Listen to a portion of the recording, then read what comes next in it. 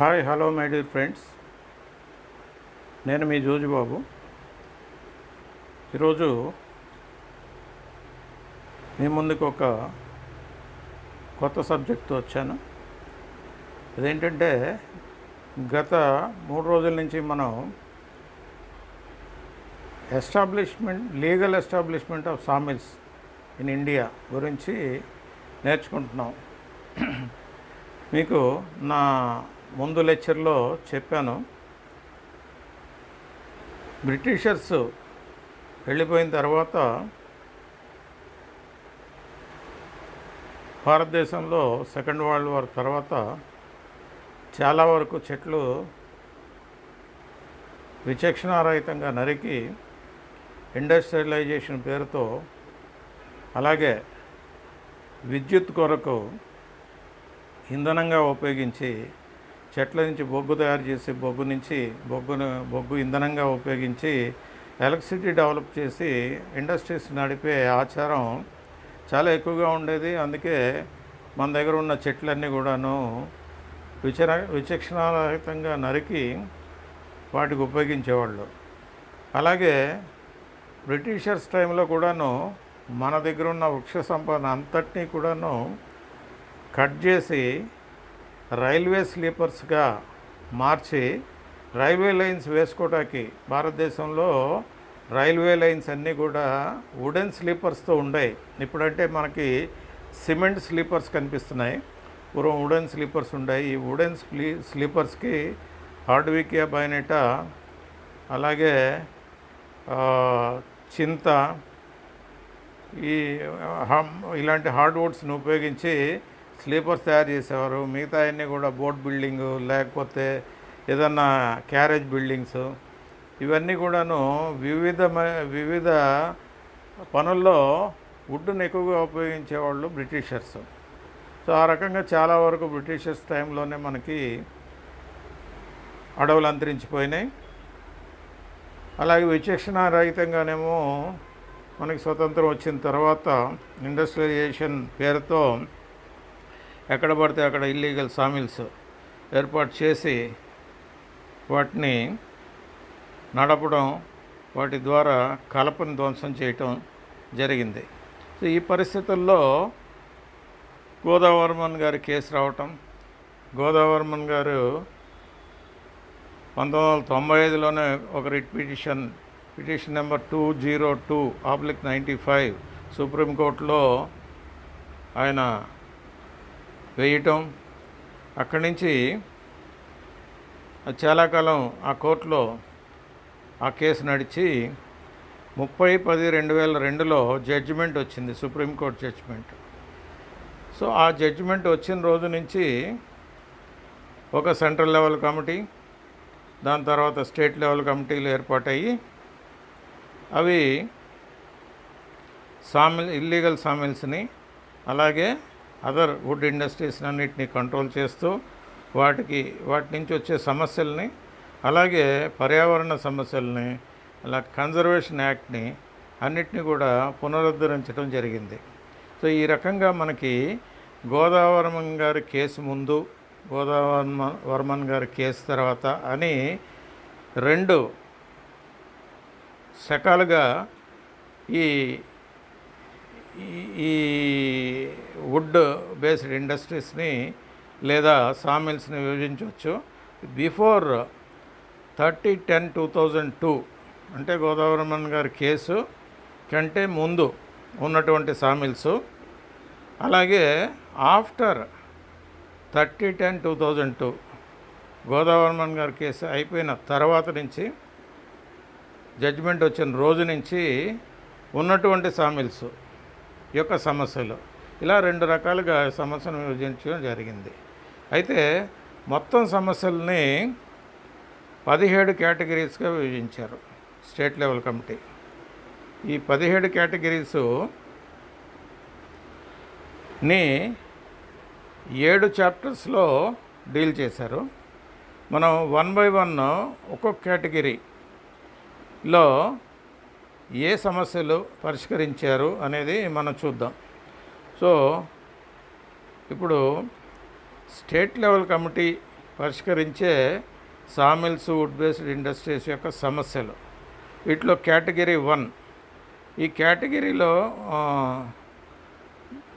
A1 to A8, అంటే A1 category to A8 category 30/10/2002 కంటే ముందు నుంచి పనిచేస్తున్న సామిల్స్లోని సమస్యలు.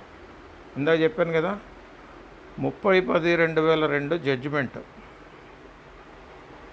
ఏది చెట్లని ఎక్కడ నరకాలి, ఎక్కడ నరకకూడదు, ఆర్ఎఫ్లో నరకాలా, ఆర్ఎఫ్ బయట నరకవచ్చా, అలాగే సామిల్స్ విషయంలో అంతకుముందు ఉన్నటువంటి ఇల్లీగల్ ఆర్ఎఫ్కి 5 కిలోమీటర్స్ లోపు చాలా సామిల్స్ ఉండేవి.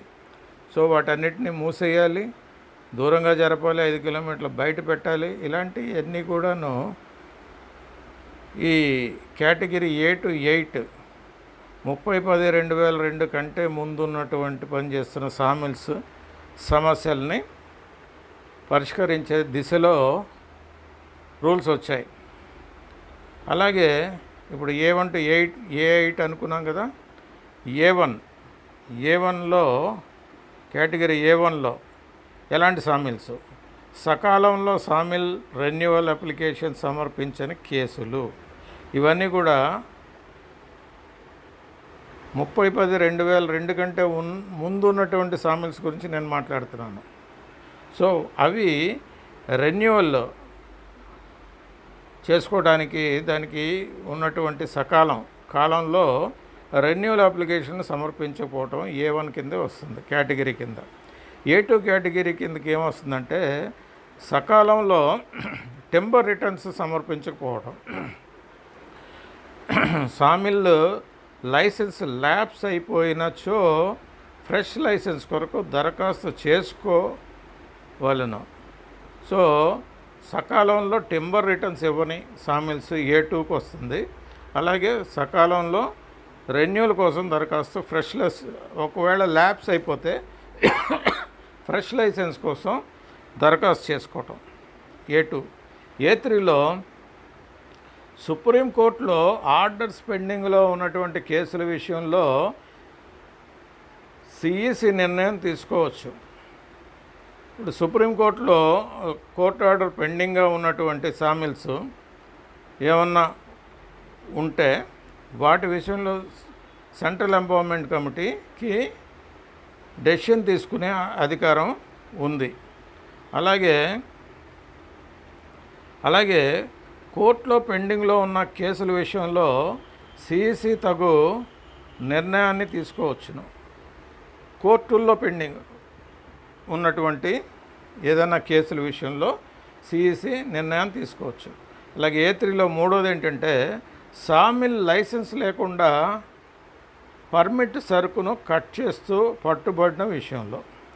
సామిల్ లైసెన్స్ లేకుండా ఒక మిల్లు నడుస్తుంది, ఆ మిల్లు లైసెన్స్డ్ వుడ్డే అంటే పర్మిట్ ఉన్న వుడ్ని కట్ చేస్తుంది.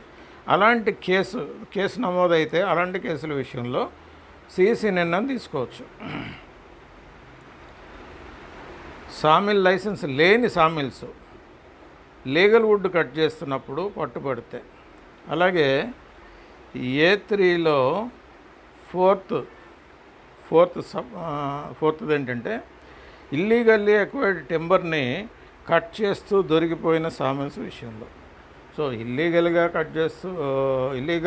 వుడ్ని కట్ చేస్తూ ఉన్నటువంటి లీగల్ సామిల్ అయినా సరే దాని విషయంలో కూడా సిఈసి నిర్ణయం, కేసు నమోదైతే సిఈసి నిర్ణయం తీసుకోవచ్చు.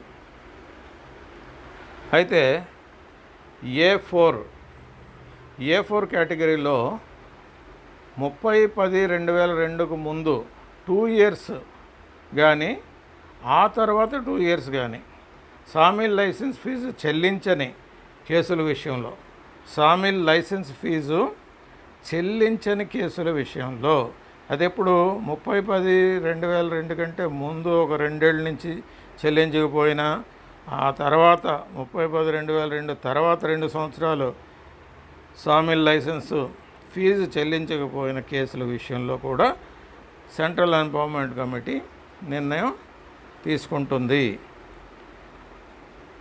అలాగే state level committee central empowerment కమిటీకి రికమెండేషన్ చేసి పంపించవచ్చు.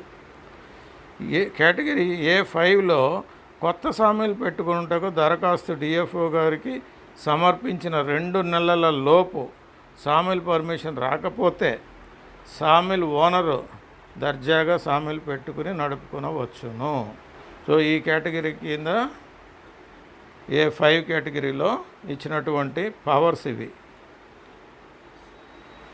సామీల్కి పెట్టుకోవడానికి దరఖాస్తు పెట్టుకుని డిఎఫ్ఓ గారికి పెట్టుకుని 2 నెలల లోపు సామీల్ పర్మిషన్ రాకపోతే కూడా సామీల్ ఓనరు సామీల్ని పెట్టుకుని నడుపుకోవచ్చు. A6 లైసెన్స్ ఫీజు 30/10/2002కు ముందు కడితే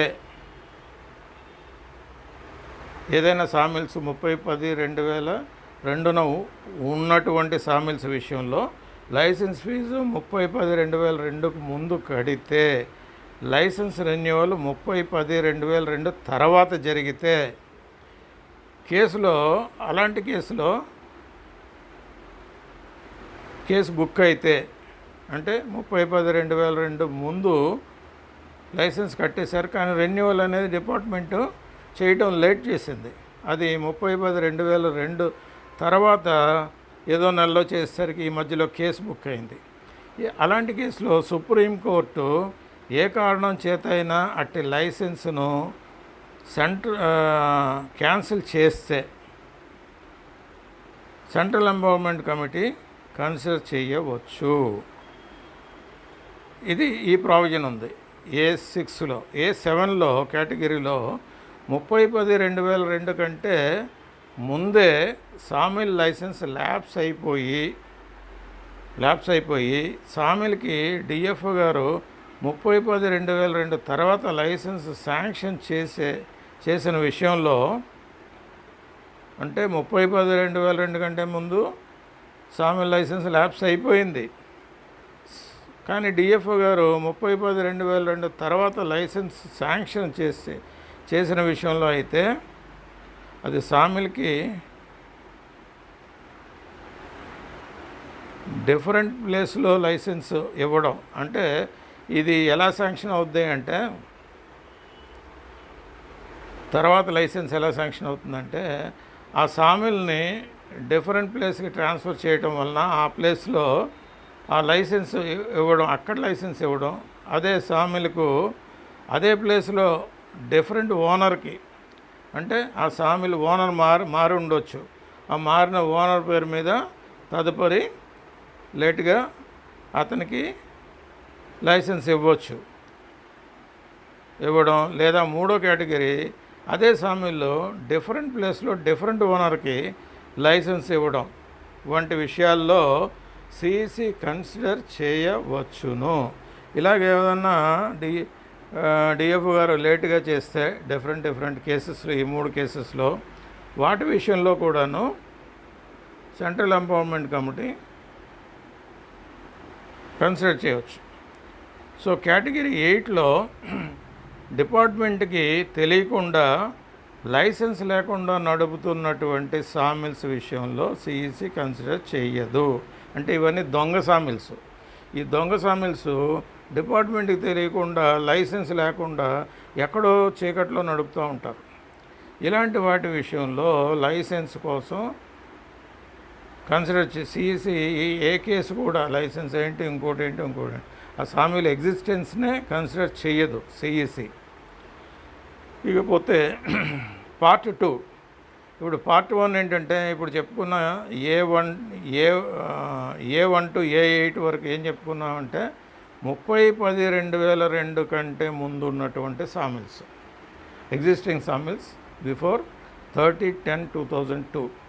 బట్ ఇప్పుడు మనం sawmills established after 30/10/2002, sawmills established after 30/10/2002, 30/10/2002 తర్వాత వచ్చినటువంటి సామిల్స్ విషయంలో కేటగిరీ 12 ఏం చెప్తుందంటే, ఏదైనా కోర్టు కేసులో సుప్రీంకోర్టు నుంచి ఆర్డర్స్ డిఎఫ్ఓ గారికి రాకముందే సుప్రీంకోర్టులో కేసు ఉంది. దాని నుంచి ఆర్డర్స్ డిఎఫ్ గారికి ఇంకా రాలేదు.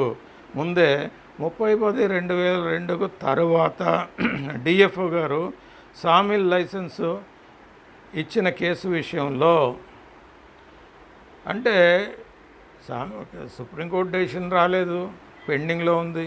డిఎఫ్ఓ గారు ఏమో సామిల్కి లైసెన్స్ ఇచ్చేశారు 30/10/2002 తర్వాత.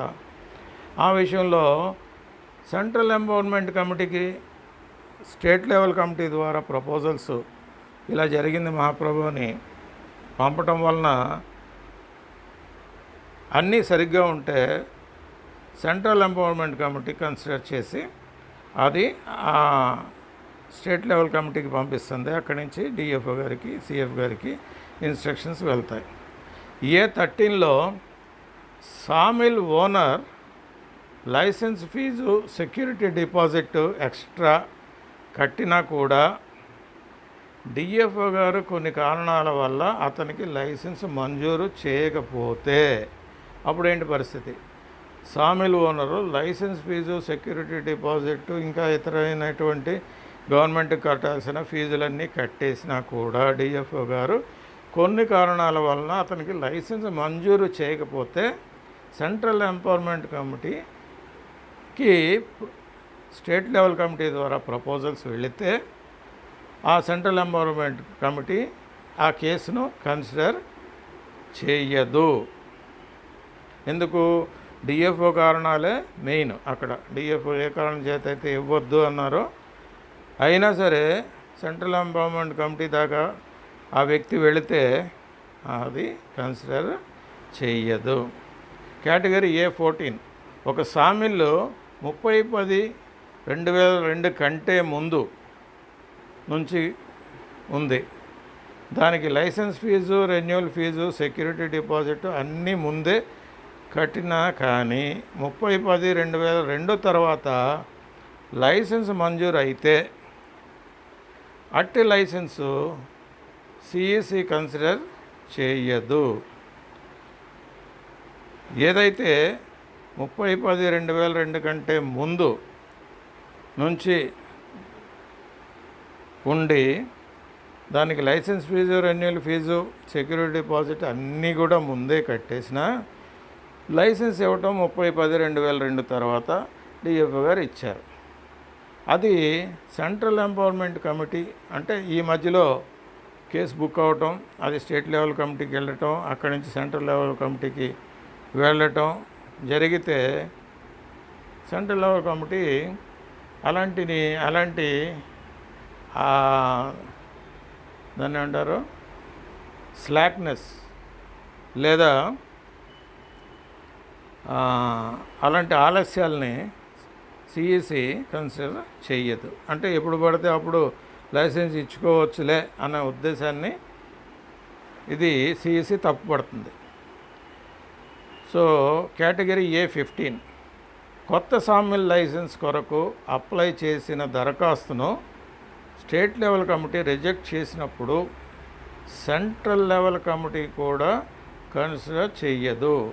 స్టేట్ లెవెల్ కమిటీలోనే కొత్త లైసెన్స్కి పర్మిషన్ లేకపోతే సెంట్రల్ లెవెల్ కమిటీ దాకా వెళ్ళినా కూడాను అతనికి లైసెన్సు రాదు. సో ఇది కేటగిరీ 15. ఇకపోతే చాప్టర్ 3లో అదర్ వుడ్ బేస్డ్ ఇండస్ట్రీస్ గురించి. ఈ చాప్టర్ 3లో అదర్ వుడ్ బేస్డ్ ఇండస్ట్రీస్ ఏంటంటే A9 కేటగిరీ A9. ఈ కేటగిరీ A9లో 30/10/2002 కంటే ముందు సామీలు పెట్టుకోవటానికి industries department permission, factories department permission పొంది ఒక ఫారెస్ట్ డిపార్ట్మెంట్ పర్మిషన్ లేని సామీలకి సెంట్రల్ ఎంపవర్మెంట్ కమిటీ కన్సిడర్ చేయవచ్చును. సో పర్మిషన్స్ అన్నీ ఉన్నాయి. 30/10/2002 కంటే ముందున్న సామీలు ముందు ఉన్న సామీలకి ఇవన్నీ ఉన్నాయి పర్మిషన్. ఒక డిఎఫ్ఓ ఒక లైసెన్స్ మాత్రం ఫారెస్ట్ డిపార్ట్మెంట్ నుంచి పర్మిషన్ ఇంకా రాలేదు. సో అలాంటి కేసుల్లో సిఈసి కన్సిడర్ చేయవచ్చును. అదర్ వుడ్ బేస్డ్ ఇండస్ట్రీస్ విషయంలో. So category 10 A10 biomass power plant ఇలా విషయంలో ఇండస్ట్రీస్ డిపార్ట్మెంట్ పర్మిషను మరియు ఫ్యాక్టరీస్ డిపార్ట్మెంట్ పర్మిషన్ ఉండి ఆ పవర్ ప్లాంట్ 30/10/2002కు ముందు నుంచే రన్ అవుతూ ఉంటుంది. కానీ ఫారెస్ట్ డిపార్ట్మెంట్ పర్మిషన్ లేకపోతే ఆ పవర్ ప్లాంట్లో ఉన్నటువంటి సాయింగ్కు సంబంధించిన అన్ని మిషన్లు యూనిట్లని క్లోజ్ చేయవలెను. సో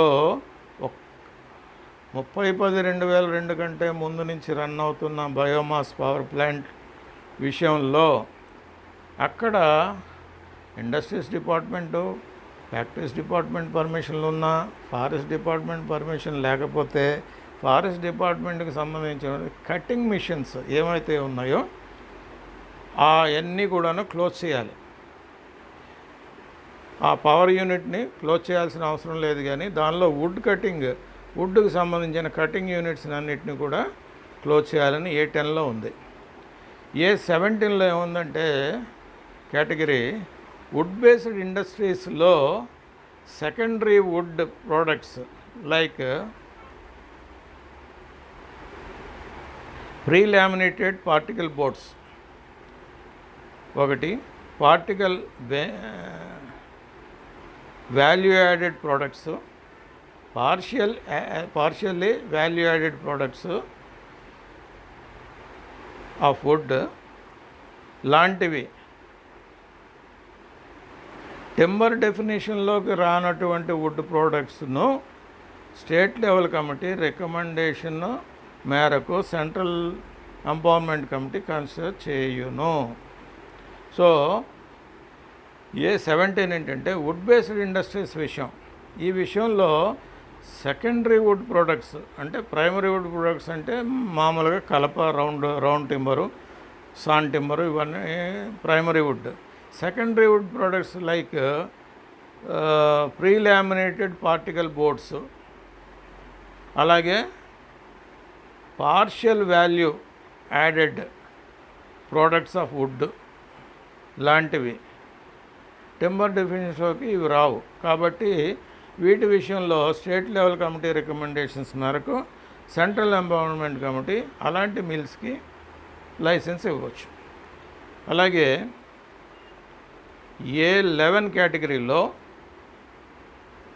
30/10/2002 తరువాత ఎస్టాబ్లిష్ అయినటువంటి వుడ్ బేస్డ్ ఇండస్ట్రీస్కి ఇండస్ట్రియల్ డిపార్ట్మెంట్ పర్మిషన్ ఉండి, ఫ్యాక్టరీస్ డిపార్ట్మెంట్ పర్మిషన్ కూడా ఉండి, ఫారెస్ట్ డిపార్ట్మెంట్ నుంచి సామిల్ లైసెన్స్ పర్మిషన్ లేకపోతే ఆ వుడ్ బేస్డ్ ఇండస్ట్రీస్కి సెంట్రల్ ఎంపవర్మెంట్ కమిటీ అప్రూవల్ దొరకదు.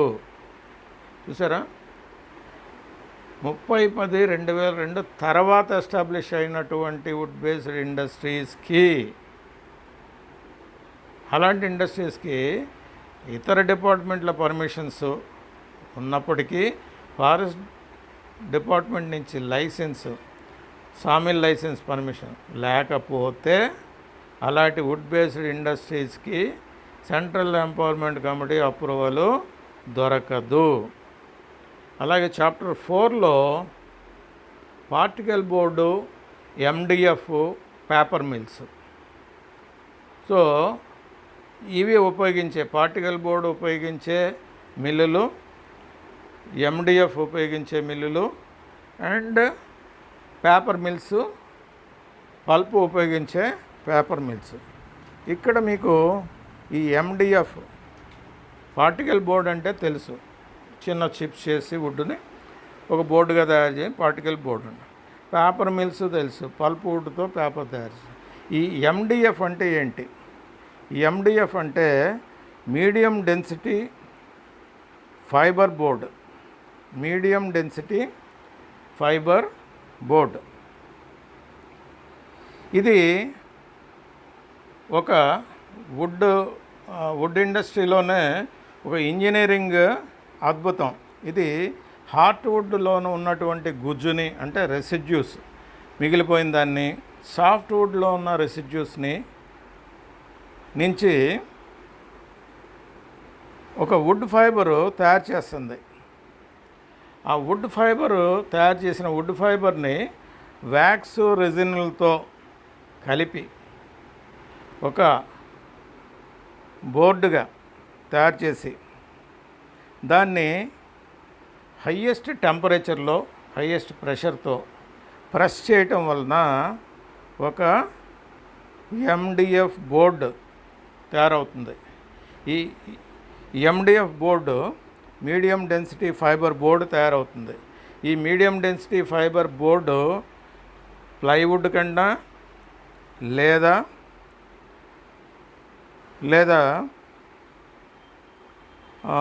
పార్టికల్ బోర్డు కన్నా చాలా స్ట్రాంగ్ మరియు డ్యూరబుల్, హార్డ్, వెరీ హార్డ్ అన్నమాట. సో ఇది వుడ్ ఇండస్ట్రీలో ఒక ప్రయోగం, ఇంజనీరింగ్ స్కిల్, అది ఒక ఆవిష్కరణ.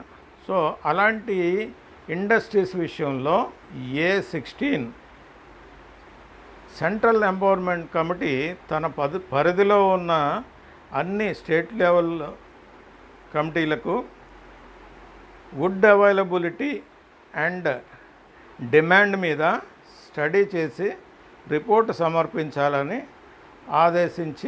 ఆదేశించారు. దీని ప్రకారం ట్రెడిషనల్ సామిల్స్, ప్లైవుడ్, వెనీరు ఇండస్ట్రీస్ని డీలింక్ చేసి పార్టికల్ బోర్డ్ MDF పేపర్ మిల్స్ని సపరేట్ చేయాలని నిర్ణయించింది. సో సెంట్రల్ ఎంపవర్మెంట్ కమిటీ ఏం చేసిందంటే ఈ wood availability study and demand స్టడీని రిపోర్ట్స్ ఆధారంగా, ఈ స్టడీ చేసేది ఆఫీసు బెంగళూరులో ఉంటుంది. వుడ్ అవైలబిలిటీ స్టడీ చేస్తూ ఉంటారు ఇయర్లీ. సో దీన్ని ప్రకారం ఏంటంటే వాళ్ళు సూచించినట్టు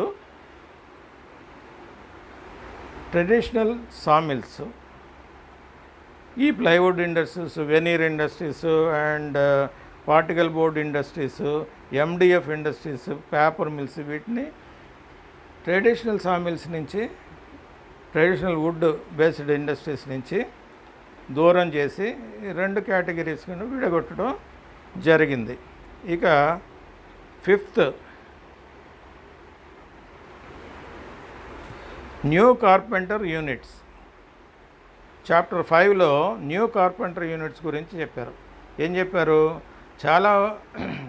చాలా వరకు 30/10/2002 కంటే ముందే ఏర్పాటు చేసిన కొత్త కార్పెంటరీ యూనిట్స్కు అనుబంధంగా సామిల్స్కు మాత్రమే లైసెన్స్ ఇచ్చి వుడ్ పీలింగ్ మెషిన్స్కు పర్మిషన్ ఇవ్వలేదు.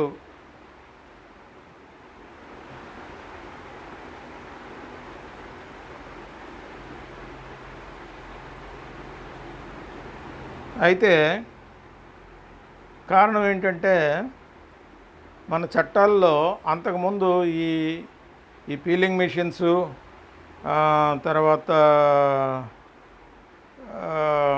టర్నింగ్ మెషిన్స్, ఇలాంటివి అప్పటికి మన చట్టాల్లోకి వీటి ప్రస్తావన లేదు కాబట్టి ఆ పర్మిషన్ ఇవ్వలేకపోయారు. సో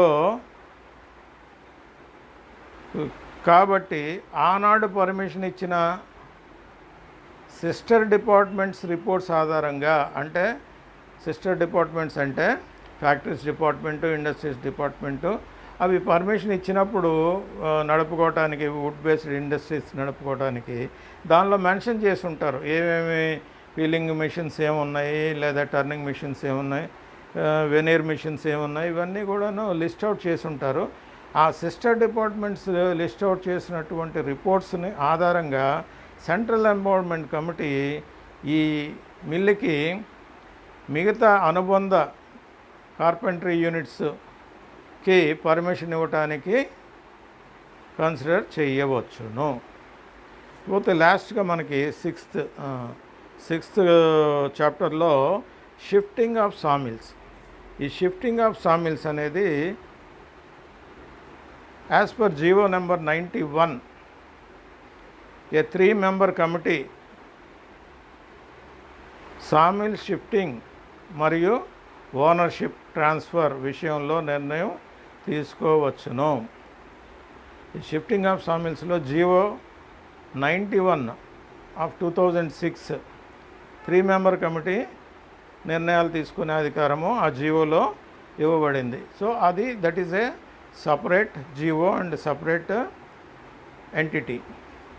అలాగే లాస్ట్గా 7th చాప్టర్లో plywood units without peeling units established prior to 30/10/2002.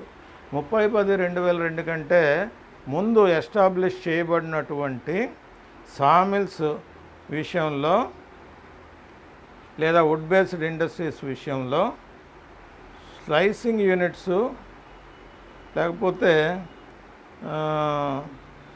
Only pasting units ఉంటే వాటి యూనిట్స్కి సామిల్ అనుమతులు సిఈసి మంజూరు చేయవచ్చును. అంటే ఓన్లీ పీలింగ్ పేస్టింగ్ మిషన్సే ఉంటే సామిల్, దానిలో ఎలాంటి వుడ్ ఇన్వాల్వ్మెంట్ లేదు కాబట్టి సో అలాంటి వాటికి వుడ్ ఇండస్ట్రీస్కి central empowerment committee permissions grant చేయవచ్చును. ఓకే, ఇది 17 కేటగిరీల్లో ఉన్నటువంటి సామిల్ సమస్యల్ని స్టేట్ లెవెల్ కమిటీ తను కానీ లేదా తన ప్రతిపాదనలు సెంట్రల్ లెవెల్ కమిటీకి సమర్పించడం ద్వారా ఈ సమస్యల్ని పరిష్కరించడానికి వీలవుతుంది. స్టేట్ లెవెల్ కమిటీ డిఎఫ్ఓ గారు సిఎఫ్ఓ గారు పంపించిన ప్రపోజల్స్ని మ్యాక్సిమం స్టేట్ లెవెల్ కమిటీలోనే 3 నెలలకు ఒకసారి పరిష్కారం చేయడం జరుగుతుంది.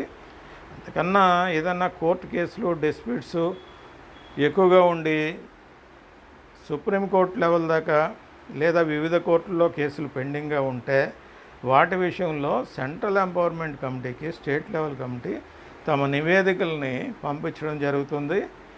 ఇంతకుముందు మనం చెప్పుకున్నట్టు సెంట్రల్ లెవెల్ కమిటీ కొన్ని కన్సిడర్ చేయొచ్చు, కొన్ని చేయకపోవచ్చు. ఓకే ఫ్రెండ్స్, ఈ 17 రకాలైనటువంటి కేటగిరీస్లో ఉన్నటువంటి సామిల్ సమస్యల గురించి మీకు తెలుసుకున్నారు కదా. మళ్ళీ మనం ఇంకో కొత్త టాపిక్తో మీ ముందుకు వస్తాను. Thank you for listening to me. Thank you very much my dear friends. మళ్ళీ కలుద్దాం. Okay, bye.